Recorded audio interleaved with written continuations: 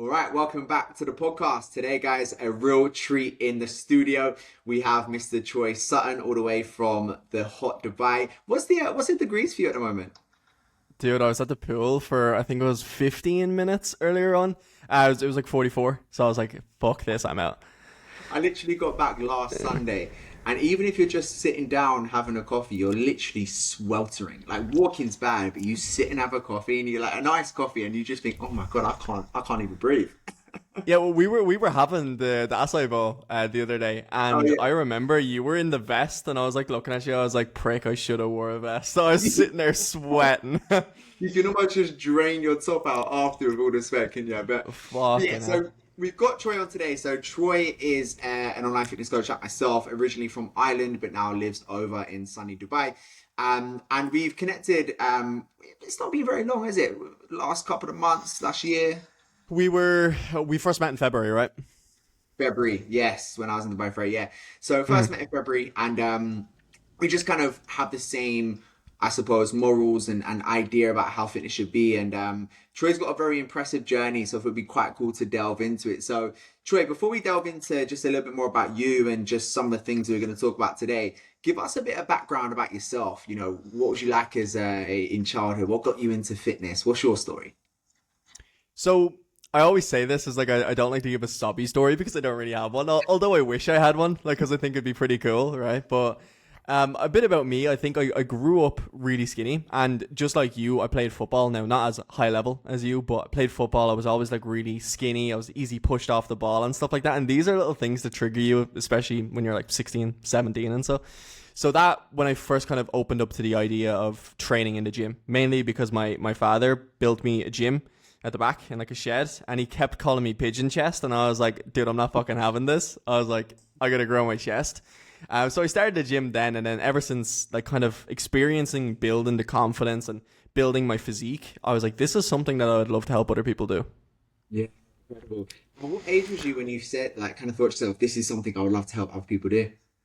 I think it was, I think I was 18 at the time, and obviously, like a lot of people don't really take you seriously when you're 18 years old and stuff like that. Even when like you tell your parents and stuff like that, I'm gonna be a fitness coach, and they're just like, yeah, whatever, you'll be an astronaut tomorrow. You know what I mean? Yeah, yeah. But I think I got my first job in the gym when I like freshly turned 18 years old because I could Yeah. work like in a gym now. So I didn't leave school, but I just finished school really early. For some reason, I Yeah. must have been put in early, but I got my 2 year fitness degree and went straight into the gym. And then, ever since training people in the gym floor, you probably know what it's like. It's very time consuming. And in my opinion, it goes against my morals. I don't think a PT is going to help somebody get in shape by telling them Yeah, one more yeah, rep, you know? So agreed. I was like, fuck this. I'm going to start actually changing people's lives now. Yeah, 100%. Because you've got a really impressive journey. Because you kind of just catapulted as well. Like, oh, I say catapult. I don't like that word because it's like Yeah. one of those. It's an overnight success. It took 20 years, right? Like you spent Hmm. every single day, morning and night. But I think just warranted from your hard work, you've seen a lot of success from your age as well. And I think it's really fucking impressive. So, for those listening, what are some of your biggest mindset tips? Because you're obviously from Ireland, and Ireland, somewhat similar to the UK, is quite enclosed. Like people want to see you win, but not too much. You kind of got to, you Mm. don't get too There's a big for your limit. boots. Yeah. So, what made you want to move out to Dubai at such a young age and surround yourself with a kind of new environment? So I think, as Reese just mentioned, in terms of like being in the UK, being in Ireland, like in closed place, like a lot of people will hate on your success and also pray for your downfall, and sometimes it makes you feel, I think, too comfortable. At one point, like I got to a stage where in my business and even in my own physique, where I was just a above average person, So I was happy. I was the top 1% in my town, in my country, and then I got to a point where I was like, really, I'm not doing anything with my life. I'm like, I'm happy with where I am. But then when I moved to Dubai, or actually, sorry, excuse me, when I came on holidays to Dubai, really kind of opened up my eyes. I was like, I'm really the shittest here. And I loved it, to be fair. Because I was like, my business isn't as big as I'd want it to be, or as other people would have it. My physique is not really impressive, to be honest. And I was like, I just got to a stage where I was like, it's actually such a toxic place to be in. When, yeah, let's just say you do get some success, it's like you're gonna stay there forever if you don't move into a new area. Yeah. So do you almost feel like you was a big fish in a small pond and you wanted to get into the ocean? 100 fucking percent. Because I was constantly talking to my friends and stuff like that. And when you hear it constantly, like, oh, you're doing so well, and would you want to do better at business? Why would you invest when you're making X amount per month? And it's like, it's not about financial goals. It's more so about building like an empire, you know, of like thousands of clients. And I don't really care about the money, although it's obviously, of course, it's a bonus, and we're not going to sugarcoat it here. But I think moving to Dubai really kind of opened up my mind as like what is actually possible when you put your mind to it. I suppose that leads me into you asked me about my mindset tips. I completely Yeah, went off yeah, track yeah, there. of course. Um, when it comes to mindset, I would say like it's just like what we give to our clients, really, like fitness goals, right? It's like setting realistic goals for anything in life and really just fucking going after it until you would achieve it. And I think that's the only thing that I've not really gave up on is Yeah. average. I suppose on that to make it as like tangible as well, like having someone in your corner that you don't want to let down and hold you accountable. So as a fitness coach, you've had fitness Mm. coaching. As a business owner, you've had business coaching. Like if there's an area of your life you want to develop, you go to somebody who's done it to help you get there faster. It's a cheat code, right? It's like the Yeah, same yeah, it's a thing. fast track.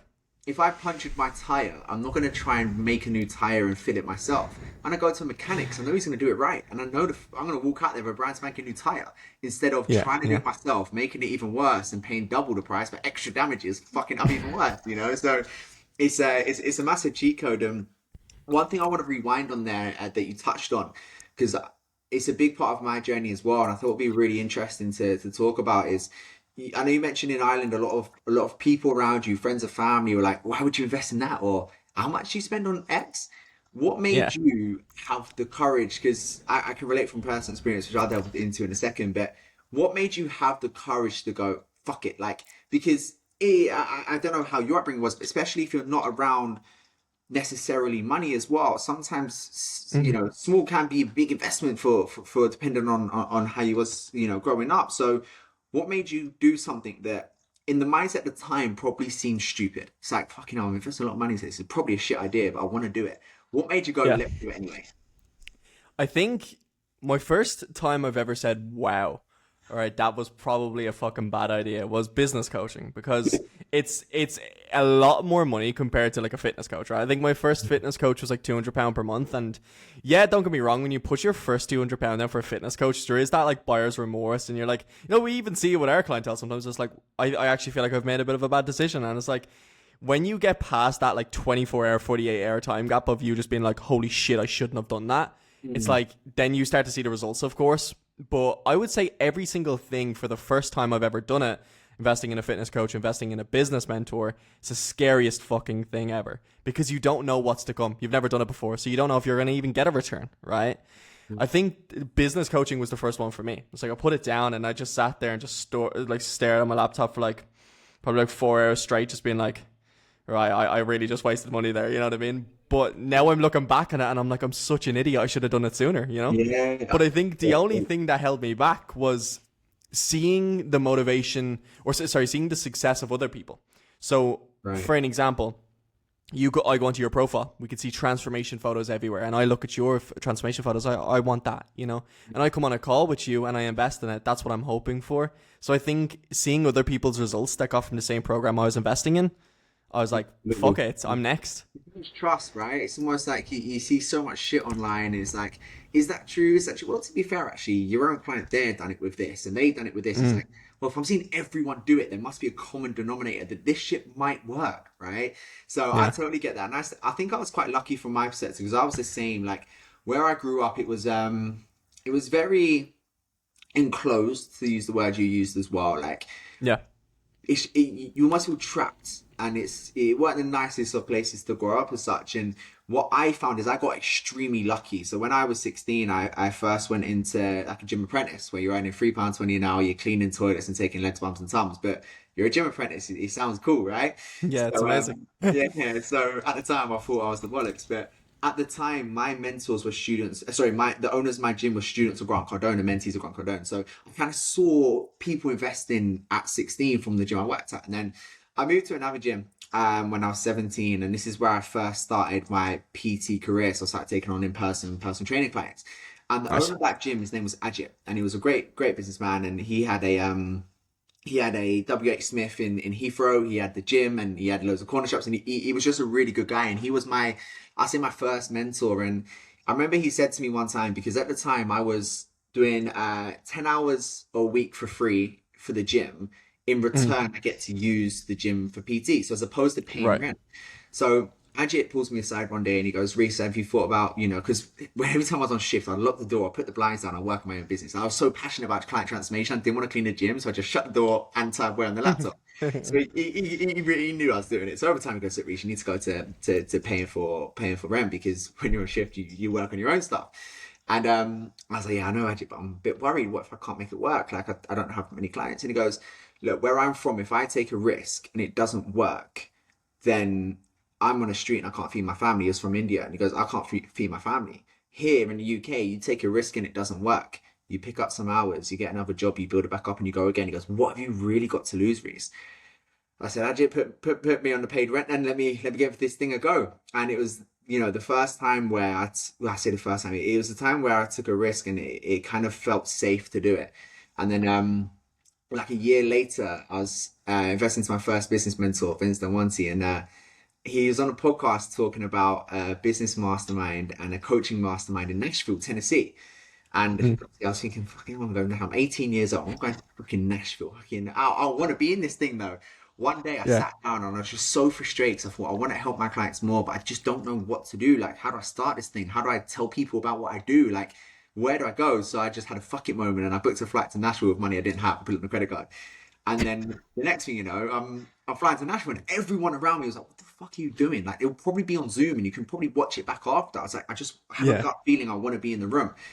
And it was the buyer's remorse straight away. I was like, fuck, I shouldn't have done it, shouldn't have done it. Then I've done it and it changed my life. So sometimes it is that scary risk that's going to change everything for you, right? I would almost say it's like the comfort zone thing. It's like, I don't know if you saw my story the other day where I was talking about how I hated running and stuff like that. But I done a really long talking video anyway. This is why people should just follow me on Instagram, you know. But anyway, I was doing the talking video. I was just basically saying how shit I felt before going on the run. I was like, it's not that I wasn't going. It was more so the fact of like the idea of doing something out of my comfort zone was sickening. I was like, whether it be investing in a coach or going on a fucking run, if you don't enjoy it, quote unquote, the feeling after you do it is like it's fucking amazing because you know you've pushed yourself out of that level. And it's like same thing where you were talking about buying that flight. It's like, yeah, your credit card didn't like it, but when you were in the room surrounded by those type of people, it's like completely changed your life forever. And I think that's what 100%. people need to understand is like, it may feel shit at the time, of course, money coming out of your account, whether it's £5 or £1,500, it's a big fucking Absolutely. investment, right? And it's still a minus in the account regardless of the price. But when we think about how much time it can buy you, because I'm a big believer that money ain't shit without time. Yeah, yeah, yeah. And I think when I'm looking at where I was, let's just say last year, if I didn't invest in that business mentorship or even my own fitness coaching, dude, like I would be still at the same fucking doing the same thing. You know what I mean? And it's just bought Absolutely. me like 6 years of my Absolutely. life, you know? I think the way to reframe it for those listening as well is it's not a cost, it's an investment. Mm, Like, and when we talk about health and fitness, and like I've said 101 times, you have a coach, I have a coach. It's so fucking valuable. And yeah. like health is something that people tend to put low down on their priority list without, but I think it's because they're not aware. Like I done a post, I had a call this morning with a guy called Nick who just joined our program. And I was asking him, what prompted you to book in a call? And he said, I saw you done a post the other day and it said something along the lines of getting in shape's hard and being fat's hard, choose your hard kind of thing. So he Yeah. was like, I need to do this now because I'm feeling sluggish. I can't run around my kids as much. And at the end of the call, like when we was just getting him on board, they go, look, dude, you're 100% happy and comfortable. This all sounds amazing to you. He goes, dude, I don't want to do it, but I need to do it. And it was like that moment where I got a bit of goosebumps. Is like the way that you're kind of thinking about this is like, I need to put my health first because everything else that falls. I don't want to go to the gym every day or well, 3, 4 times a week. I don't want to eat Yeah. healthy. I'd rather eat a Snicker, but the benefits of feeling my fucking best, my benefits of operating at the highest standard I've ever done before, of looking my best, of running around with my kids, of living an extra 5 fucking years. Because let's be honest, your health shit, you'll probably die 5 years earlier than you meant to, right? So More than that, yeah. absolutely. So I think it just highlights, how important investing into things like your health is. So for you, what kind of benefits do you personally get? Then we'll move on to like client stuff too. But from you personally, what is the biggest benefits you see from prioritizing your health? Because obviously, you're really ambitious within business and so forth, but Right. I'm sure, like me, your health comes first above everything else, right? So Yeah. why? What is it for you that you really look for when you're on a health and fitness journey?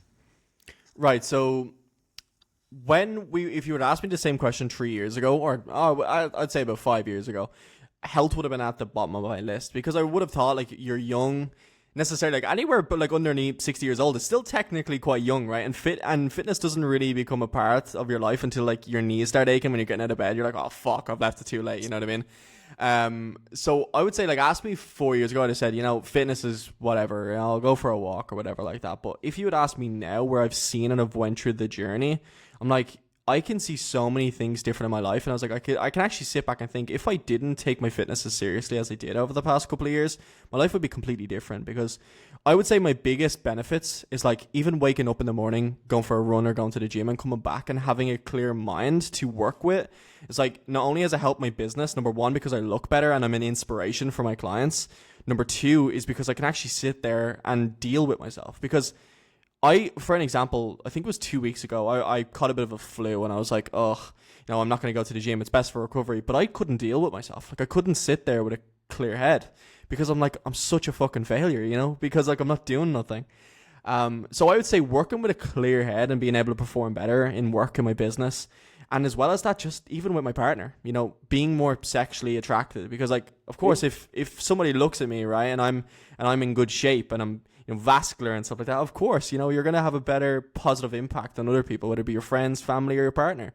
And I think that's the biggest thing, is being an inspiration for other people. I think, because I care too much about other people rather than myself. So I think that's the biggest thing for me.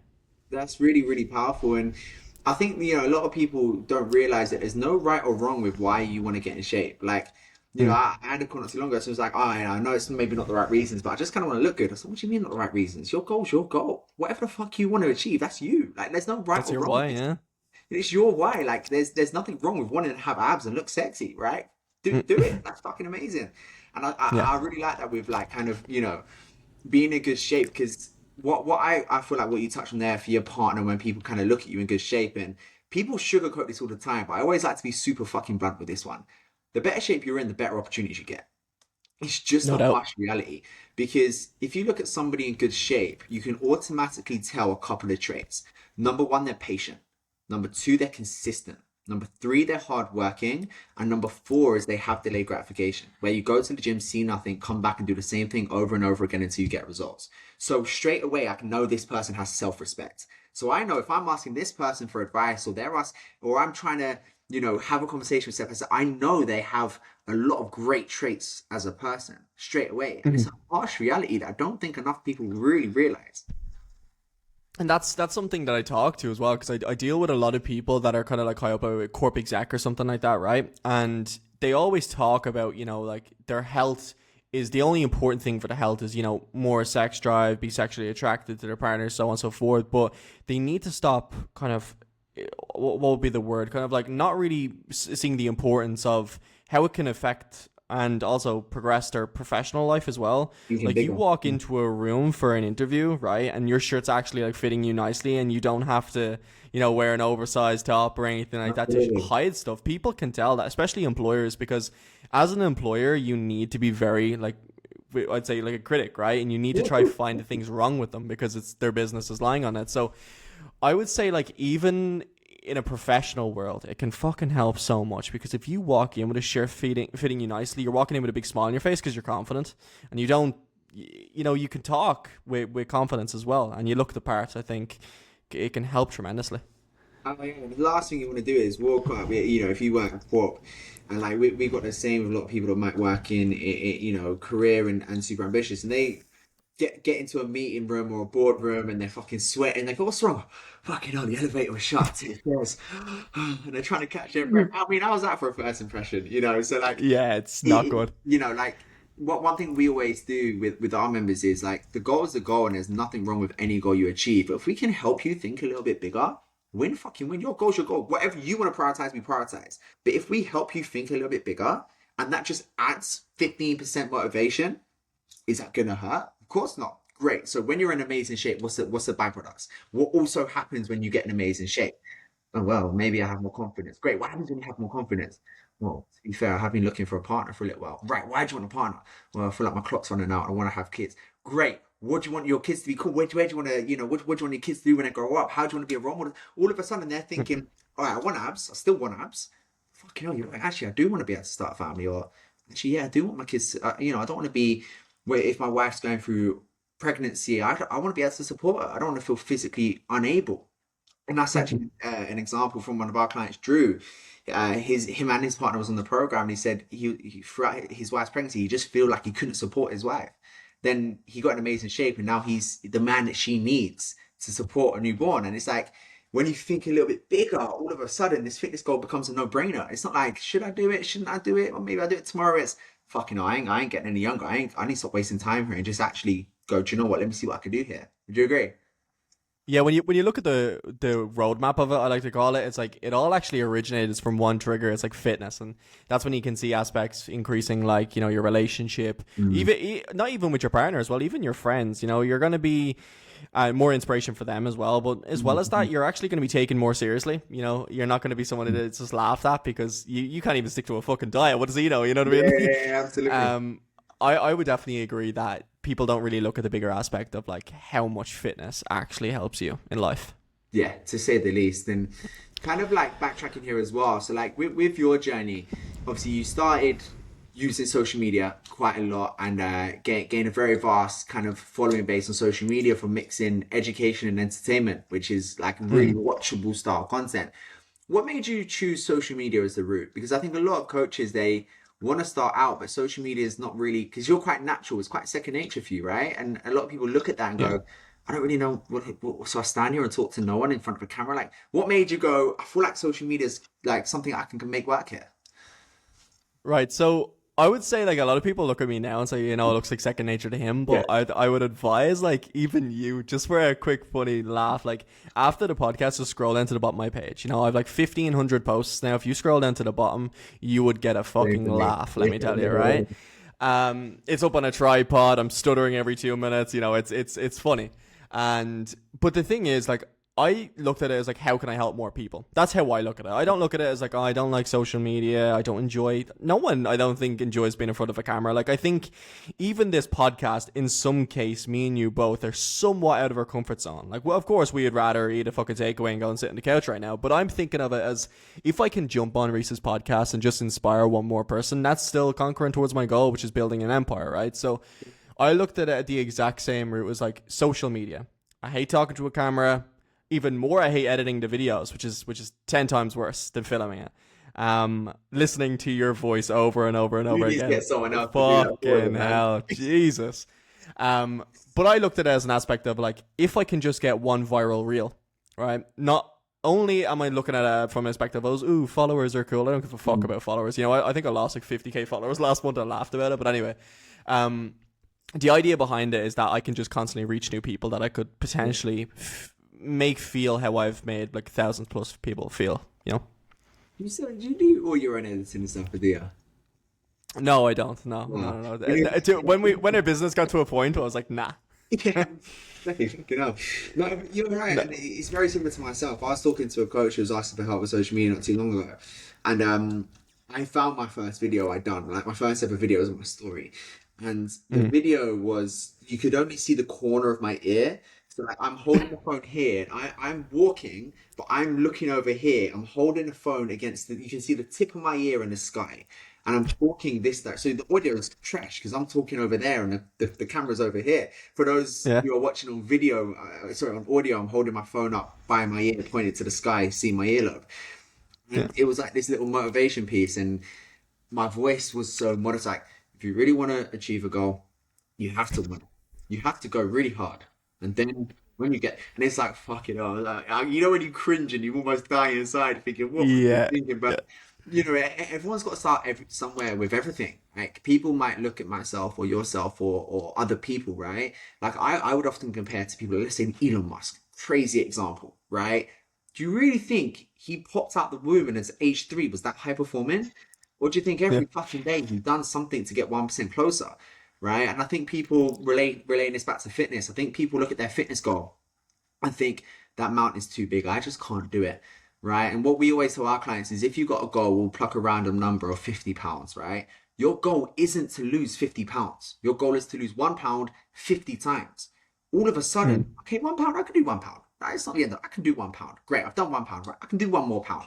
Okay, I've done £2. Okay, £1 at a time. All of a sudden, fucking hell, £25 down. Crazy. I didn't realize that. All of a sudden, you're halfway up the mountain and it's not as daunting anymore. So it's just taking that big goal, like for your example, you scroll down and you see your content and it's probably shit, right? And that was great. Every Yeah. single post, you didn't like you done your first post and your second was amazing. Your second was just as Yeah. good as the first. The third was maybe 0.0001% better. And then all of a sudden, these 1% add up to now 800K odd following later, people listening to what you're talking about fitness, right? Yeah, I think people have the same aspect to their fitness journey as well. It's like a lot of people look at it as like, oh yeah, I don't want to start content, or I don't want to go to the gym, and that's why people need to understand. It's like just like us starting it, we didn't start with a videographer, we didn't start with an editor, we didn't start with any of this, right? Like I started coaching on my phone. I didn't have a laptop either, you know what I Yeah, mean? But I yeah, had to yeah. start somewhere.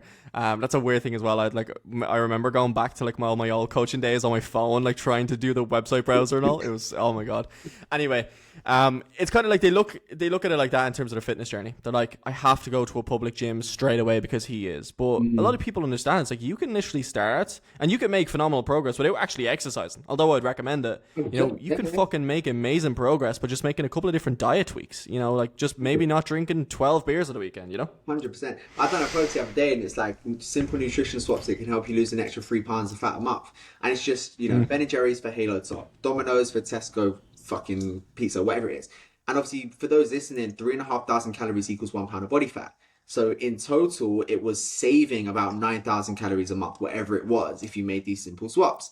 And all of a sudden, it's £3 less. And not once did I mention about going to the gym, right? And, it's like, whilst you're going to the gym, burning 200 calories on a treadmill, somebody else just changing mocha for a cappuccino at Starbucks. They save 200 calories as Yes. well. So it's just the mindset of slightly shifting the mindset, and all of a sudden, this journey becomes easy. Because again, for tangible advice for those listening, the way we lose fat is 50-60% of it's called BMR, right? So calories you burn at rest. So you optimize your metabolism, you burn more calories at rest. 20-30% is activity, non-planned activity. So me fucking chucking my hands around and me going for steps, right? 10 or so percent is thermic effect of food. So the calories you burn in digestion, high protein diet is the most effective. And then the last small percentage of 5 to 10% is the calories burned in the gym, right? So that's why we always say, and I'm sure you're the same, is you go to the gym to sculpt muscle and you lose fat outside of it.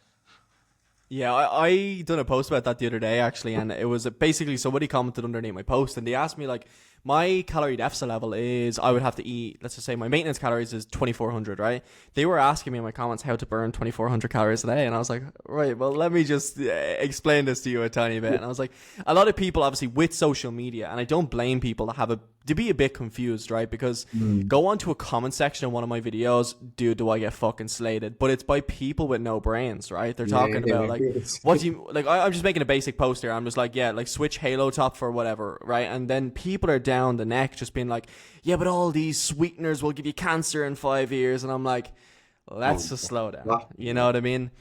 But see, this is why people need to understand. I truly believe that fitness and getting in shape is really fucking easy. And I'll stand by that. You might have your own mental barriers and stuff like that, but it's about just making simple little changes and tweaks to just completely balance out your lifestyle and make amazing progress.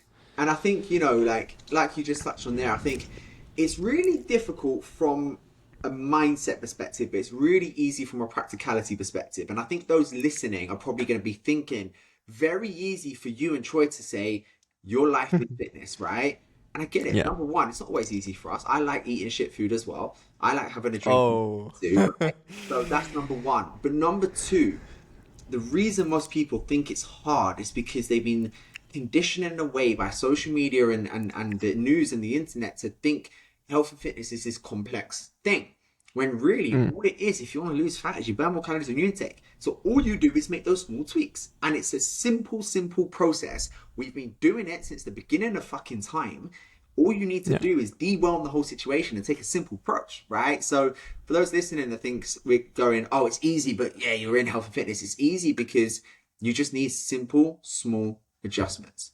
Increase your steps by 20 minutes a day. Change a couple of things with your nutrition and stop having full fat cokes. Maybe you might drop a pound or two. It's not that difficult. Yeah, 100%. I think Coke Zero, it might be a weird take, but I think Coke Zero is nicer than fucking full fat Coke. Do you know what? I had this debate the other day with a mate. So do I. It's like I tasted a full fat Coke the other day, and I was like, this tastes like, honestly, it just tastes like rat piss. Like I was like, Yeah, this is yeah, shit. 100%. But yeah, just to touch on that, like low calorie versions as well. It's like they're fucking everywhere. It doesn't really matter about all these sweeteners. Of course, yeah, too much of them can cause digestive stress and stuff like that. But if we're talking solely on a fat loss goal here, it's like calories in, calories out is literally the only thing you need to focus on. And if you're so worried about causing, let's just say, cardiovascular diseases, like by eating these sweeteners, if you stay fat, the cardiovascular diseases are coming either way. So like I look at it from that aspect. I mean, like what we always say to our clients is, I actually had this conversation recorded up there as well. Is they were asking the question, like, for instance, I was saying, a simple swap could be egg for egg whites, right? And they were like, oh yeah, but eggs got all this extra additional health benefits, and I was like, yes, 100% it does, right? But here's a way you need to look at it. There's things that are good in theory, things that are good in practice. In theory, having 57 eggs a day, it's not, but as an example, might be great for you. In practice, it's probably not going to fucking happen. In theory, cooking every single meal from scratch with plant-based foods that's just come out the ground and it's not being processed whatsoever is a lot better. In practice, it does not happen. You can't sit there and cook every day. You've got business, you've got career, you've got family, you've got responsibilities. So my question to you is, do you overwhelm yourself consistently with doing the right things that are quote unquote absolutely perfect and give up after 3 weeks because you realize it's not sustainable or realistic? Or do you accept that, kind of thinking to yourself, okay, if I have a Diet Pepsi of an evening and I enjoy it, but that means I can be healthier for the other 95% of the time and I can do this for the next 10 years, I would argue you're going to see much more health benefits than if you go perfect for 3 weeks, rebound back to square one and yo-yo in and out for the next 10 years, right? So that kind of mindset approach for me is something I think more people need to understand. I would rather you be consistently good than occasionally perfect. Yeah, no, 100%. That makes sense. I'm on that. Absolutely. So coming towards the back end of this podcast, one thing I would like to touch on is just kind of like, again, you're from a mindset perspective, because like I said, I think it's really impressive with what you've done for where you're at and age and so forth. So just any closing tips for anyone from a mindset perspective that wants to start something new, that's maybe feeling trapped in their old ways, and just don't know where to start. What's step number one? Don't worry about step 2, 3, 4, and 5. What can the people listening do right this second to get one step ahead? Fucking start. Do something. Even if it's the wrong thing, just do something. Because it's better than sitting there picking your ass doing nothing. I always say it, right? Yeah. So I would say, like, even in an aspect of like social media, because I think that's just the prime thing, since we were speaking about before. It's like, if the goal is to get big on social media and create an influence, it's like, is you sitting there procrastinating, trying to figure out the perfect step, well, step number 1, or is just trialing and error probably the best way? I would say trialing and error 100%. And if you're in the position to invest into whatever journey it is, whether it be a social media coach, a fitness coach, or a business coach, just fucking do it. Because even if it doesn't work, as your old mentor used to say, it's not like you can just pick up a couple of extra hours and just make it back. Yeah, 100%. And on that as well, I think the only way it's not going to work is if you don't either back yourself to do it or don't do the work for it. I don't think there's any, take it with a pinch of salt, of course, but if you've done your research and you're going into a program that is quite established with good results and social proof to get it that is similar to where you want to be, the only way that doesn't work is if you don't actually advise inside. Like, I know if a client comes, and we have a guarantee on our program, which is saying clients are transforming and their investment gets funded. And I know that can happen because based on science, they do what we're telling them to do, which is realistic in their goals. They're going to get a fucking result. The only way it doesn't work is if you don't take action on it. And the same thing with a business coach, same thing with anything, right? I actually have the exact same guarantee type of thing. It's like at the end of the presentation, I tell them that I'll give them their full refund. I'll also give them €2,000 for wasting their time, and I'll also work with them for free until they achieve the end goal. But then in obviously writing, I have to say, realistically, you have to do what I ask you to do. And what I ask them to do is just stop fucking being a retard, right? Really. Like, that's what it is, right?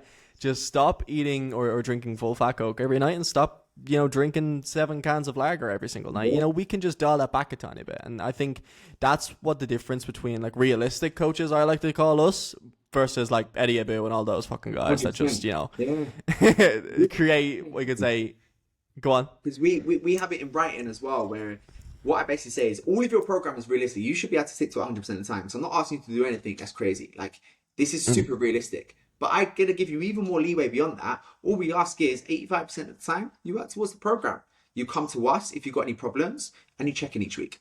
If you do that and you don't See, transform, that's key though. It's communication, because a lot of people feel like that with their coach. I think this is a client and coach relationship issue, and then we've never had it personally, but with other people that have came to me, they have issues trying to trust me as a coach and being honest with me when they fail. And it's like, they will text me 3 weeks later and they'd be like, oh, sorry, Troy, I've been off plan. I just didn't want to tell you that I haven't been sticking the plan.